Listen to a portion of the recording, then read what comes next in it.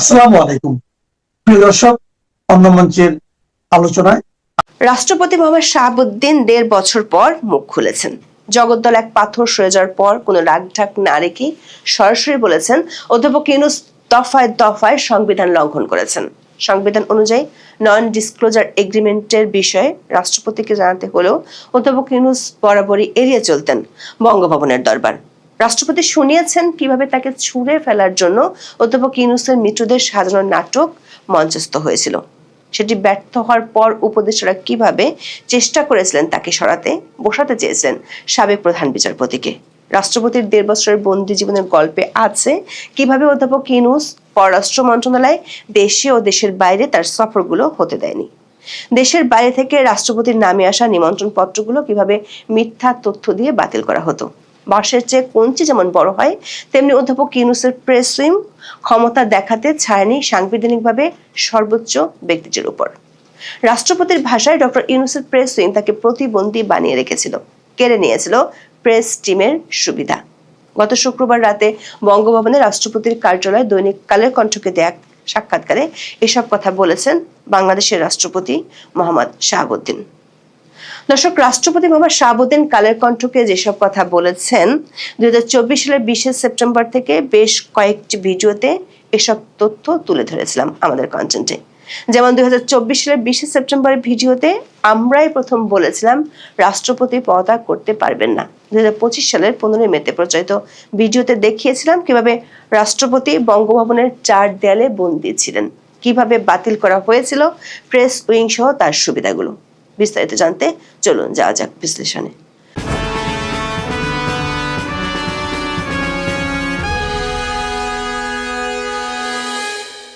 কালের কণ্ঠে রাষ্ট্রপতি যে ছবি ছাপা হয়েছে তাতে বোঝা যাচ্ছে বেশ রিল্যাক্স তিনি, যেন ঘাট থেকে বিশাল এক জগদ্দল পাথর নেমে গেছে। কালের কণ্ঠের নির্বাহী সম্পাদক সাক্ষাৎকারের শুরুতে জানতে চেয়েছিলেন রাষ্ট্রপতি কেমন আছেন। জবাবে অধ্যাপক ইউনূসের শাসনের অবসান হওয়ায় বাংলাদেশের সাংবিধানিক পদের সর্বোচ্চ ব্যক্তিটির কণ্ঠে ছিল হাঁপ ছেড়ে বাঁচার দীর্ঘশ্বাস। বলেছেন সপ্তাহখানেক ধরে বেশ আছেন তিনি। মুহূর্তে এক রহস্যের হাসি দিয়ে বুঝিয়ে দেন ইউনূসের আমলের ১.৫ বছর ধরে বঙ্গভবনের গোপন মবের চেষ্টাগুলোর কথা। বলেছেন ওই ১.৫ বছর তিনি কোনো আলোচনায় ছিলেন না, অথচ তাকে নিয়ে চলে নানা চক্রান্ত। এরপরই কথার বোমা ফাটান সবিস্তারে। বলেন দেশের শান্তি শৃঙ্খলা চিরতরে ধ্বংস করার এবং সাংবিধানিক শূন্যতা সৃষ্টি করার অনেক পায়তারা হয়েছে। ইউনূস ও তার বাহিনী এত চেষ্টার পরও কেন সফল হতে পারেনি, এমন প্রশ্নের জবাবে রাষ্ট্রপতি মোহাম্মদ শাহাবুদ্দিন বলেছেন তিনি দৃঢ়চিত্তে তার সিদ্ধান্তে অবিচল ছিলেন বলেই কোনো ষড়যন্ত্র সফল হয়নি। বিশেষ করে অসাংবিধানিক উপায়ে রাষ্ট্রপতিকে উপড়ে ফেলার অসংখ্য ছক ব্যর্থ হয়েছে। ফলে ১.৫ বছর বঙ্গভবনের অভিজ্ঞতা যে ভালো তা বলা যাবে না। রাষ্ট্রপতির সংশয় তার উপর দিয়ে যে ঝড় গেছে, এরকম ঝড় সহ্য করার মতো ক্ষমতা অন্য কারো ছিল কিনা তা নিয়ে জানেন না। দর্শক, ২০২৪ সালের ১০ সেপ্টেম্বর আমাদের প্রচারিত ভিডিওতে টাইটেল ছিল রাষ্ট্রপতি এখন পদত্যাগ করতে পারবেন না, ছুটিতেও যেতে পারবেন না। ভিডিওতে আমরা দেখিয়েছিলাম সাংবিধানিক সংকট, বিশেষ করে স্পিকার দৃশ্যমান না থাকায় রাষ্ট্রপতির পদত্যাগ এমনকি ছুটিতে যাওয়ার কোনো সুযোগ ছিল না, এমনকি এখনো নেই। দর্শক, অধ্যাপক ইউনূসের মিত্রদের চাওয়া অনুযায়ী বঙ্গভবনের সামনে রাষ্ট্রপতির পদত্যাগের দাবিতে আন্দোলন হয়েছিল। এমনকি গণমাধ্যমের হেডলাইন হয়েছিল রাষ্ট্রপতির চলে যাওয়ার ক্ষেত্র প্রস্তুত। রাষ্ট্রপতি আন্দোলন নামক সেই মব নাটকের সবিস্তার তুলে ধরেছেন সাক্ষাৎকারে। জানালেন ২০২৪ সালের ২২ অক্টোবর বঙ্গভবন ঘেরাও হলো, অমুকের দল তমুকের দল, মঞ্চ, ঐক্য, কত কি রাতারাতি সৃষ্টি। এগুলো একই টাইপের লোকজন, সব বিভিন্ন ফোরামে বিভিন্ন নামে। রাষ্ট্রপতির প্রশ্ন, কোথায় তারা এত টাকা তখন পেয়েছিল? রাষ্ট্রপতি মনে করেন সেদিন ব্ল্যাকমেল করা নাটক মঞ্চস্থ করতে চেয়েছিল এক নারীকে দিয়ে বঙ্গভবনের বাইরে নাটকের চেষ্টা হয়েছিল, কিন্তু সফল হতে পারেনি সেনাবাহিনীর ৯ম পদাতিক ডিভিশনের জন্য। এরপর রাষ্ট্রপতি সবচেয়ে ভয়ঙ্কর অভিযোগটি করেছেন। বলেছেন গণভবনের মতো বঙ্গভবনও লুট করতে চেয়েছিল। ওই রাতটি ছিল তার জন্য বিভীষিকাময়। তবে সে কঠিন সময় তিনি বিএনপি শীর্ষ নেতৃত্বকে পাশে পেয়েছিলেন বলে দাবি করেন। বিএনপি তখন সাংবিধানিক সংকট তৈরি হওয়ার আশঙ্কার কারণে রাষ্ট্রপতির পদত্যাগের বিরুদ্ধে অবস্থান নিয়েছিল। প্রশ্ন হলো, অন্তর্বর্তী সরকারের ভিতর থেকে রাষ্ট্রপতি অপসারণের উদ্যোগ কেন নেওয়া হয়েছিল আর কারা এর ইন্ধন জুগিয়েছিল? রাষ্ট্রপতি মনে করেন মূলত আন্দোলনের কিছু নেতার চাপে তাকে অপসারণের উদ্যোগ নেওয়া হয়েছিল। এ বিষয়ে রাজনৈতিক দলগুলো নিজেদের মধ্যে দীর্ঘ আলাপ আলোচনা করে একটি সিদ্ধান্তে আসে। এমনকি অন্তর্বর্তী সরকারও একটা সিদ্ধান্তে এসেছিল, সেটি ছিল রাজনৈতিক দলগুলোকে এক হতে হবে। পরে দেখা গেল এই ইস্যুতে দুটি গ্রুপ হয়ে গেল। গ্রুপে গ্রুপে মিটিং হলো, আলোচনা হলো, তারা বিভিন্ন দল ও জোটের কাছে গেল। তখন এরকম একটা অবস্থা ছিল, যে কোনো মুহূর্তে মেজরিটি হয়ে গেলেই রাষ্ট্রপতিকে বঙ্গভবন ছাড়তে হবে। কিন্তু বিএনপি থেকে উচ্চ পদে আসীন নেতা রাষ্ট্রপতিকে আশ্বস্ত করে বলেছিলেন তারা সাংবিধানিক ধারাবাহিকতা অক্ষুণ্ণ রাখতে চান। কোনো অসাংবিধানিক উপায়ে রাষ্ট্রপতিকে অপসারণের পক্ষে তারা নন। অন্তর্বর্তী সরকারের কিংস পার্টির উদ্যোগটা ব্যর্থ হয়েছিল বিএনপি ও তাদের জোটের কারণে। একটা বৃহত্তর রাজনৈতিক দল যে স্ট্যান্ডটা নিয়েছে সেটাকে সরকার তখন সমর্থন করতে বাধ্য হলো, এমনটাই মনে করেন রাষ্ট্রপতি মোহাম্মদ শাহাবুদ্দিন। তবে ওই দফা ব্যর্থ হয়ে যে রাষ্ট্রপতিকে সরানোর চেষ্টা শেষ হয়ে গিয়েছিল তা কিন্তু নয়। রাষ্ট্রপতি জানিয়েছেন শেষ সময় পর্যন্ত তারা চেষ্টা করে গেছে কিভাবে তাকে উপড়ে ফেলা যায়। রাজনৈতিক পর্যায় থেকে ওই উদ্যোগটা ব্যর্থ হলে খোদ অন্তর্বর্তী সরকারের পক্ষ থেকে নতুন করে এ বিষয়ে পদক্ষেপ নেওয়া হয়। রাষ্ট্রপতি জানিয়েছেন একটা অসাংবিধানিক উপায়ে একজন সাবেক প্রধান বিচারপতিকে নিয়ে এসে তার জায়গায় বসানোর চক্রান্ত করেছে অন্তর্বর্তী সরকার। সরকার পক্ষ থেকে একজন উপদেষ্টা ওই বিচারপতি শরণাপন্ন হয়েছিলেন। তারা ঘণ্টাব্যাপী মিটিং করতেন, তবে ওই বিচারপতি রাজি হননি। দর্শক, রাষ্ট্রপতি ওই উপদেষ্টার নাম না বললেও সেটি ছিলেন সাবেক আইন উপদেষ্টা আসিফ নজরুল। 2024 সালের 22 অক্টোবর আসিফ নজরুল ও তৎকালীন তথ্য উপদেষ্টা নাহিদ ইসলাম তখনকার প্রধান বিচারপতি সৈয়দ রেফাত আহমেদের সাথে আধ ঘন্টা ধরে রুদ্ধদ্বার বৈঠক করেছিলেন। তবে বিচারপতি সৈয়দ রেফাত আহমেদ সরকারের সেই প্রস্তাবে রাজি ছিলেন না। এমন কঠিন সময় মনোবল ঠিক রাখার জন্য কারা সাহস জুগিয়েছিলেন, এমন প্রশ্ন জবাবে বিএনপির সর্বোচ্চ পর্যায়ে আর 3 বাহিনীর সমর্থনের কথা বলেছেন মোহাম্মদ শাহাবুদ্দিন। সশস্ত্র বাহিনীর প্রধান হিসেবে রাষ্ট্রপতির পর্যায় ঠেকাতে চেয়েছিল 3 বাহিনী। এমনকি অন্তর্বর্তী সরকার ভিতর থেকে আরো একবার যখন রাষ্ট্রপতিকে অপসারণের উদ্যোগ নেওয়া হয়েছিল তখনও ঠেকিয়েছিল 3 বাহিনী। গত বছরের 7 জুলাই আমাদের প্রচারিত ভিডিও টাইটেল ছিল রাষ্ট্রপতি ইস্যুতে যমুনার সাথে সেনা সদরের দূরত্ব কি বাড়ছে। রাষ্ট্রপতি মনে করেন কূটনৈতিক মহল থেকেও তাকে অপসারণ করার বিষয়ে নেতিবাচক অবস্থান ছিল। দর্শক, এরপর সাক্ষাৎকারে রাষ্ট্রপতি এমন কিছু কথা বলেছেন যেগুলো অধ্যাপক ইউনূসের কর্মকাণ্ডকে শুলে চড়ানোর জন্য যথেষ্ট। অন্তর্বর্তী সরকার তার 559 দিনের শাসনামলে ঝড়ের বেগে 132টি অধ্যাদেশ জারি করেছিল। তার সবগুলো অন্তর্বর্তী সরকারকে জারি করতে হয়েছিল রাষ্ট্রপতির প্রদত্ত ক্ষমতা বলেই। অথচ সেই রাষ্ট্রপতি অধ্যাপক ইউনূসের বিদায়ের মাত্র 6 দিনের মাথায় বলছেন অনেক অধ্যাদেশ করার কোনো কারণই ছিল না। অধ্যাপক ইউনূস, যিনি সংবিধান রক্ষার শপথ নিয়ে প্রধান উপদেষ্টা হয়েছিলেন, তিনি সংবিধানের কোনো বিধান মেনে চলেননি এমন ভয়ঙ্কর অভিযোগ করেছেন রাষ্ট্রপতি। রাষ্ট্রপতি উদাহরণ দিয়ে বুঝিয়ে দিয়েছেন কিভাবে অধ্যাপক ইউনূস সংবিধানকে বুড়ো আঙ্গুল দেখিয়েছিলেন।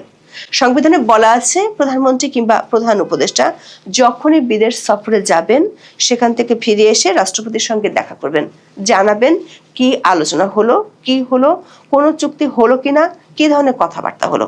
এটা রাষ্ট্রপতিকে লিখিতভাবে অবহিত করার কথা। কিন্তু অধ্যাপক ইউনূস তার 15 বার বিদেশ সফরের কোনো বারই তা করেননি, যাননি রাষ্ট্রপতির কাছে। দর্শক, 2024 সালের 5 অক্টোবর আমাদের প্রচারিত ভিডিওর টাইটেল ছিল ডক্টর ইউনূস দা হরফুন মাওলা, রাষ্ট্রপতিকে কেন এড়িয়ে যাচ্ছেন বারবার। ওই ভিডিওতে আমরা দেখিয়েছিলাম কিভাবে অধ্যাপক ইউনূস সংবিধানের 48 অনুচ্ছেদকে পদে পদে লঙ্ঘন করেছিলেন। রাষ্ট্রপতি বলেছেন নির্বাচনের মাত্র 3 দিন আগে অধ্যাপক ইউনূস যুক্তরাষ্ট্রের সাথে যে নন ডিসক্লোজার এগ্রিমেন্ট করেছেন সে সম্পর্কে তাকে কিছু জানায়নি ইউনূসের সরকার। মোহাম্মদ শাহাবুদ্দিন বলেছেন সাংবিধানিক বাধ্যবাধকতা হিসেবে আগের সরকার এ ধরনের চুক্তির বিষয়ে রাষ্ট্রপতিকে জানাতেন, কিন্তু অন্তর্বর্তী সরকার মৌখিক কিংবা লিখিত কোনোভাবে রাষ্ট্রপতিকে এই গোপন চুক্তির বিষয়ে জানাননি।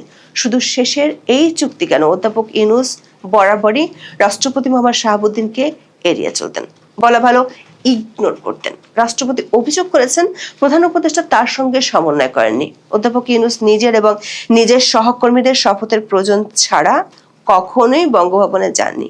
রাষ্ট্রপতি অভিযোগ করেছেন 2 বার রাষ্ট্রপতির বিদেশ যাওয়া আটকে দিয়েছিলেন মোহাম্মদ ইউনূস। এর একটি ছিল কসাবো, অন্যটি ছিল কাতারে। কাতারের আমিরের দাওয়াতে, যেখানে রাষ্ট্রপতি ছাড়া অন্য কেউ যাওয়ার সুযোগ নেই, সেই দাওয়াতে যেতে দেওয়া হয়নি মোহাম্মদ শাহাবুদ্দিনকে। পররাষ্ট্র মন্ত্রণালয় থেকে উল্টো তার দপ্তরের ড্রাফট পাঠানো হয়েছিল, যেখানে লেখা ছিল রাষ্ট্রপতি ভীষণ ব্যস্ত বলে তিনি যেতে পারছেন না।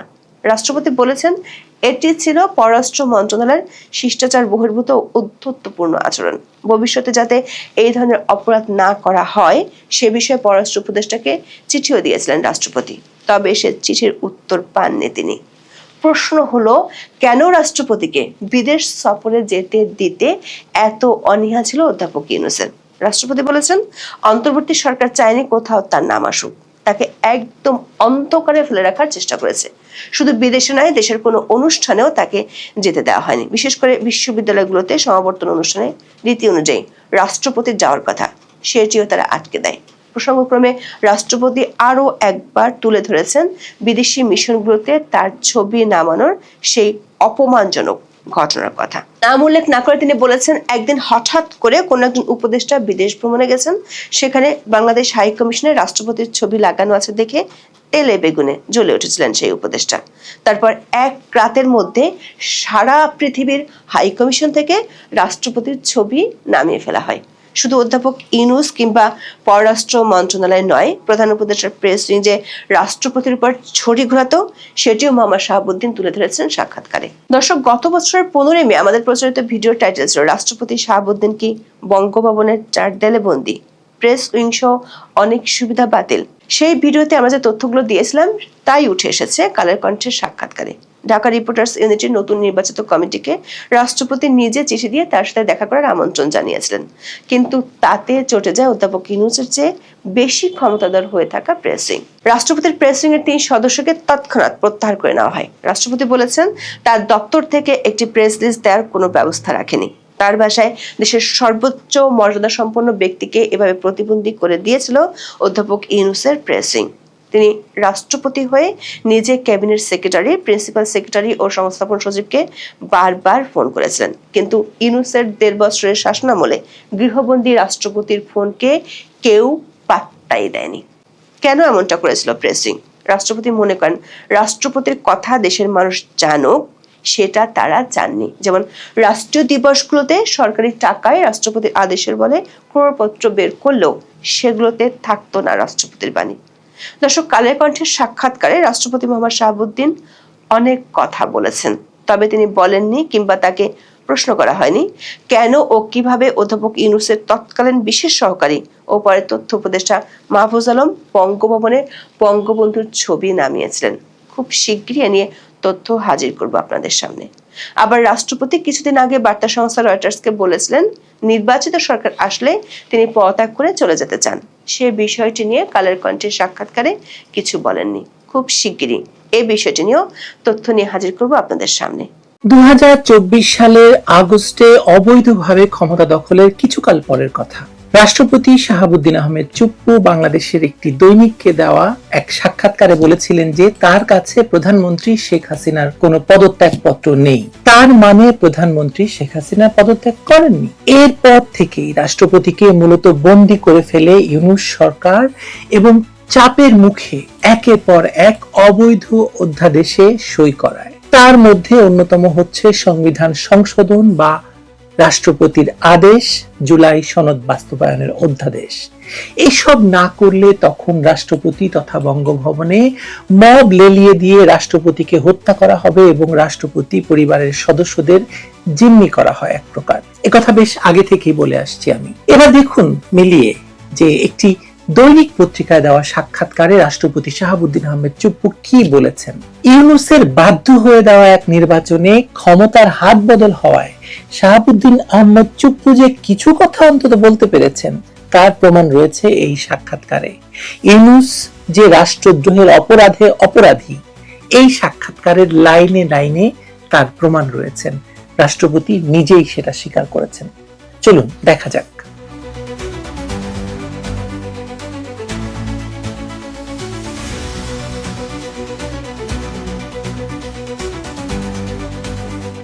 কালের কণ্ঠে দেওয়া সাক্ষাৎকারে রাষ্ট্রপতি শাহাবুদ্দিন আহমেদ চুপ্পু যা বলেছেন তা পড়লে একটি স্বাধীন দেশের সাংবিধানিক রাষ্ট্রপতিকে কিভাবে অসহায় করে তোলা হয়েছিল তার স্পষ্ট চিত্র পাওয়া যায়। কেমন আছেন প্রশ্নের জবাবে তিনি বলেছেন, সপ্তাহখানেক ধরে ভালো আছি। তার মানে নির্বাচনের পর থেকে তিনি ভালো আছেন সেটা তিনি বলছেন। অথবা ডক্টর ইউনূস চলে যাওয়ার পরে, ডক্টর ইউনূসের সরকারের পদত্যাগের পর তিনি ভালো আছেন। এই একটি বাক্যে ইউনূস সরকারের ১.৫ বছর বা ১৮ মাসের শাসনামলে তার অবস্থার মর্মান্তিক চিত্র ফুটে ওঠে। তার আগে ভালো ছিলেন না, এর পেছনের কারণ তিনি পরে বিস্তারিত ব্যাখ্যা করেছেন। রাষ্ট্রপতি স্পষ্ট করেছেন যে অন্তর্বর্তী সরকারের ১.৫ বছরে বা ১৮ মাসে তিনি কোনো আলোচনায় নেই, অথচ আমাকে নিয়ে চলে নানা চক্রান্ত। দেশের শান্তি শৃঙ্খলা চিরতরে ধ্বংস করার এবং সাংবিধানিক শূন্যতা সৃষ্টি করার অনেক পায়তারা হয়েছে বলে তিনি দাবি করেন, কিন্তু তার দৃঢ়চিত্ত থাকার কারণে কোনো ষড়যন্ত্রই সফল হয়নি। সবচেয়ে গুরুতর তথ্য এসেছে ২০২৪ সালের ২২ অক্টোবরে বঙ্গভবন ঘেরাওয়ের প্রসঙ্গে। রাষ্ট্রপতির বর্ণনা অনুযায়ী অমুকের দল, তমুকের দল, মঞ্চ, ঐক্য, কত কি রাতারাতি সৃষ্টি, এগুলো একই টাইপের লোকজন, সব বিভিন্ন ফোরামে বিভিন্ন নামে। কোথায় এত টাকা তারা পেল? এই প্রশ্নের মধ্যে লুকিয়ে আছে একটি সুসংগঠিত ষড়যন্ত্রের ইঙ্গিত। যে মেয়েটি কাঁটাতারের উপর লাফ দিয়ে ঝাঁপ দিয়েছিল বা কাঁটাতারের উপর উঠে দাঁড়িয়েছিল, তার প্রসঙ্গে রাষ্ট্রপতির বর্ণনা আরো চমকপ্রদ। তিনি বলেছেন, সাউন্ড গ্রেনেড মারা হলো, লাফ দিয়ে পড়লো, পড়ার পর সে পড়েই থাকবে, ছবি তোলা হবে। সে ডাকছে ক্যামেরাম্যানকে যে ছবি তোলো, ছবি তোলো। এই বর্ণনা থেকে স্পষ্ট হয় যে পুরো ঘটনাটি ছিল সুপরিকল্পিত নাটক। এই রাতটি রাষ্ট্রপতির জন্য, রাষ্ট্রপতির পরিবারের জন্য বিভীষিকাময় ছিল বলে তিনি উল্লেখ করেছেন। রাষ্ট্রপতির বর্ণনা অনুযায়ী গণভবনের মতো বঙ্গভবনও লুট করতে চেয়েছিল ওরা। এই ঘটনার পেছনে যে সুগভীর ষড়যন্ত্র ছিল তার প্রমাণ পাওয়া যায় বৈষম্য বিরোধী ছাত্র আন্দোলনের নেতা নাহিদ ইসলামের, বা তখন সে উপদেষ্টাও, মধ্যরাতে ফোন কলে তিনি বলেছিলেন, ওরা আমাদের লোক না। কত বড় ধান্দাবাজ আপনি চিন্তা করেন। সবচেয়ে আশ্চর্যজনক তথ্য হচ্ছে, রাজনৈতিক উপায়ে ব্যর্থ হওয়ার পর ইউনূস সরকার সরাসরি একজন সাবেক প্রধান বিচারপতিকে নিয়ে এসে রাষ্ট্রপতির জায়গায় বসানোর চক্রান্ত করেছে, চেষ্টা করেছে। রাষ্ট্রপতির ভাষায়, একটা অসাংবিধানিক উপায়ে একজন সাবেক প্রধান বিচারপতিকে নিয়ে এসে আমার জায়গায় বসানোর চক্রান্ত করেছে অন্তর্বর্তী সরকার। কিন্তু সেই বিচারপতি এই অনৈতিক প্রস্তাব প্রত্যাখ্যান করেছিলেন এবং বলেছিলেন যে উনি রাষ্ট্রপতি, উনি সবার ঊর্ধ্বে, সাংবিধানিক ভাবে সবকিছুর উপরে, ওই জায়গায় আমি অসাংবিধানিক ভাবে বসতে পারি না। এই ঘটনার মাধ্যমে প্রমাণ হয় যে ইউনূস সরকার সাংবিধানিক ধারাবাহিকতা ভঙ্গ করে রাষ্ট্রযন্ত্রকে পুরোপুরি নিয়ন্ত্রণ করার জন্য মরিয়া হয়ে উঠেছিল, যা রাষ্ট্রদ্রোহের অপরাধ। ইউনূস সরকার রাষ্ট্রদ্রোহী। রাষ্ট্রপতি যে কোনো মূল্যে সাংবিধানিক ধারাবাহিকতা রক্ষা করার দৃঢ় অবস্থানে থাকার কারণে এই চক্রান্ত ব্যর্থ হয়েছিল। এই কঠিন সময়ে রাষ্ট্রপতি যার কাছে সবচেয়ে বেশি সাহায্য পেয়েছিলেন, বা যাদের কাছে তিনি সবচেয়ে বেশি সাহায্য পেয়েছিলেন, তিনি হলেন বিএনপি এবং তার সর্বোচ্চ নেতৃত্ব। তার ভাষায়, আমি নির্দ্বিধায় বলতে পারি, ওই কঠিন সময়েও বিএনপির শীর্ষ নেতৃত্ব আমার পাশে ছিলেন। তারেক রহমান সম্পর্কে তিনি বলেছেন, বিশেষ করে বিএনপির চেয়ারম্যান তারেক রহমানকে ঘিরে আমার মনের মধ্যে অনেক কৌতূহল জমা ছিল, কিন্তু আমি পর্যায়ক্রমে বুঝতে পারলাম তিনি খুবই আন্তরিকতাপূর্ণ মানুষ। রাষ্ট্রপতি অপসারণের ষড়যন্ত্রে বিএনপি এবং তাদের জোটের বিরোধিতার কারণেই সরকার শেষ পর্যন্ত পিছু হটতে বাধ্য হয়েছিল। রাষ্ট্রপতির কথায় উদ্যোগটা ব্যর্থ হলো বিএনপি ও তাদের জোটের কারণে। একটা বৃহত্তর রাজনৈতিক দল যে স্ট্যান্ডটা নিয়েছে সেটাকে ইউনূস সরকার সমর্থন করতে বা মেনে নিতে বাধ্য হলো। আরো বিস্ময়কর বিষয় হচ্ছে, যে ব্যক্তি রাষ্ট্রপতির উদ্যোগেই প্রধান উপদেষ্টা হয়েছিলেন, মানে শাহাবুদ্দিন চুপ্পুর উদ্যোগেই যিনি প্রধান উপদেষ্টা হয়েছিলেন, সেই ডক্টর ইউনূস পরবর্তী সময়ে রাষ্ট্রপতিকে সম্পূর্ণ আড়ালে রাখার চেষ্টা করেছেন। রাষ্ট্রপতির ভাষায়, প্রধান উপদেষ্টা সংবিধানের কোনো বিধান মেনে চলেননি, তার মানে তিনি রাষ্ট্রদ্রোহী, তাই তো? তিনি 14 থেকে 15 বার বিদেশ সফরে গেছেন, কিন্তু একবারও রাষ্ট্রপতিকে অবহিত করেননি। রাষ্ট্রপতিকে বিদেশ সফরে যেতে না দেওয়ার ঘটনা আরো চমকপ্রদ। কসোভো এবং কাতারের আমন্ত্রণ প্রত্যাখ্যানের জন্য পররাষ্ট্র মন্ত্রণালয় রাষ্ট্রপতির নামে মিথ্যা চিঠি তৈরি করেছিল। এমনকি সারা পৃথিবীর সব হাই কমিশন থেকে রাতারাতি রাষ্ট্রপতির ছবি নামিয়ে দেওয়া হয়েছিল। আবারও রাষ্ট্রদ্রোহ। ঢাকা রিপোর্টার্স ইউনিটির নেতাদের সাথে সাধারণ সৌজন্য সাক্ষাতের প্রতিক্রিয়ায় রাষ্ট্রপতি দেখা করেছিলেন ঢাকা রিপোর্টার্স ইউনিটির নেতাদের সঙ্গে। ইউনূস সরকার রাষ্ট্রপতির পুরো প্রেস উইং প্রত্যাহার করে নিয়েছে এবং এর পিছনে কাজ করেছে কে? ইউনূস সরকারের প্রেস উইং, এই ডাস্টবিন শফিক এবং আরো যারা আছে তারা। কেন সাংবাদিকরা গিয়েছিল, কিভাবে গিয়েছিল, খোঁজ খবর করা এবং এই রাষ্ট্রপতির প্রেস উইংকে পুরোপুরি সরিয়ে ফেলা। 3 জন প্রেস সেক্রেটারি এবং 2 জন 30 বছরের অভিজ্ঞ ফটোগ্রাফার পর্যন্ত সরিয়ে দেওয়া হয়েছে। এর ফলে রাষ্ট্রপতি কোনো প্রেস রিলিজ দিতে পারতেন না, এমনকি বাংলাদেশ ক্রিকেট টিম জিতলে অভিনন্দনও জানাতে পারতেন না বলে তিনি জানিয়েছেন। জাতীয় দিবসগুলোতে রাষ্ট্রীয় ক্রোড়পত্রে রাষ্ট্রপতির ছবি এবং বাণী দেওয়া বন্ধ করে দেওয়া হয়েছিল। রাষ্ট্রপতি নিজে ক্যাবিনেট সেক্রেটারি, প্রিন্সিপাল সেক্রেটারি এবং এস্টাবলিশমেন্ট সেক্রেটারিকে বারবার ফোন করেছেন, কিন্তু কেউই পাত্তা দেয়নি। রাষ্ট্রদ্রোহ। এই সংকটময় পরিস্থিতিতে 3 বাহিনীর প্রধানরা রাষ্ট্রপতির পক্ষে অবিচল থেকেছেন। তাদের স্পষ্ট বার্তা ছিল, মহামান্য, আপনি হচ্ছেন সশস্ত্র বাহিনীর প্রধান, আপনার পরাজিত হওয়া মানে পুরো সশস্ত্র বাহিনীর পরাজিত হওয়া। এটা আমরা যে কোনো মূল্যে রোধ করব। অন্তর্বর্তী সরকার যখন আরো একবার রাষ্ট্রপতিকে অপসারণের চেষ্টা করেছিল, তখনও 3 বাহিনীর প্রধানরা প্রধান উপদেষ্টাকে জানিয়ে দিয়েছিলেন যে কোনো অসাংবিধানিক কর্মকাণ্ড তারা হতে দেবেন না। রাষ্ট্রপতির বক্তব্য অনুযায়ী কূটনৈতিক মহল থেকেও তাকে অপসারণ করার বিষয়ে নেতিবাচক অবস্থান ছিল। তারা চায়নি যে রাষ্ট্রপতি অসাংবিধানিক এবং বেআইনিভাবে অপসারিত হন। এটাও একটি বড় শক্তি ছিল যা ইউনূস সরকারের অপকৌশল ব্যর্থ করতে সাহায্য করেছে। তার মানে কত বড় বিপদ থেকে রাষ্ট্রকে রক্ষা করা হয়েছে এবং কত বড় বিপদ থেকে রাষ্ট্রপতি শাহাবুদ্দিন চুপ্পু বাংলাদেশকে রক্ষা করেছেন তার প্রমাণ তো আমরা দেখতে পাচ্ছি। প্রশ্ন হলো এরপর কি? তারেক রহমানের নেতৃত্বে বিএনপি সরকার গঠনের পর রাষ্ট্রপতির এই সাক্ষাৎকার অত্যন্ত তাৎপর্যপূর্ণ। 1.5 বছর ধরে যে নীরবতা তিনি পালন করতে বাধ্য হয়েছিলেন, সেই নীরবতা ভেঙে এখন তিনি সত্য প্রকাশ করতে পারছেন। কিন্তু এখনো তিনি সবকিছু বলতে পারছেন বলে মনে করার কোনো কারণ নেই। ইউনূস সরকারের অপকৌশল এবং চক্রান্তের আরো গভীরতা রয়েছে, যা হয়তো ধীরে ধীরে প্রকাশ পাবে। রাষ্ট্রপতি মুখ খুলেছেন, কিন্তু এখনো সবটা তিনি বলতে পেরেছেন বলে মনে করার কোনো কারণ নেই। এই তো 21-এর প্রথম প্রহরে হাত বদল হওয়া ক্ষমতার প্রধানমন্ত্রী তারেক রহমান রাষ্ট্রপতির সঙ্গে দেখা হবে ভেবে শহীদ মিনারে গিয়েছেন দেরি করে। এর পেছন নিশ্চয়ই কোনো উদ্দেশ্য আছে। এটি নিছক নির্দোষ দেরি নয়। তার মানে রাষ্ট্রপতির উপর থেকে ফাঁদ বা রাষ্ট্রপতির উপর থেকে চাপ এখনো কমেনি, কাটেনি। তবে একটাই ভরসা, যে এবার হয়তো তাকে খুন করা হবে না, যেমনটি ইউনূস চেষ্টা করেছিল।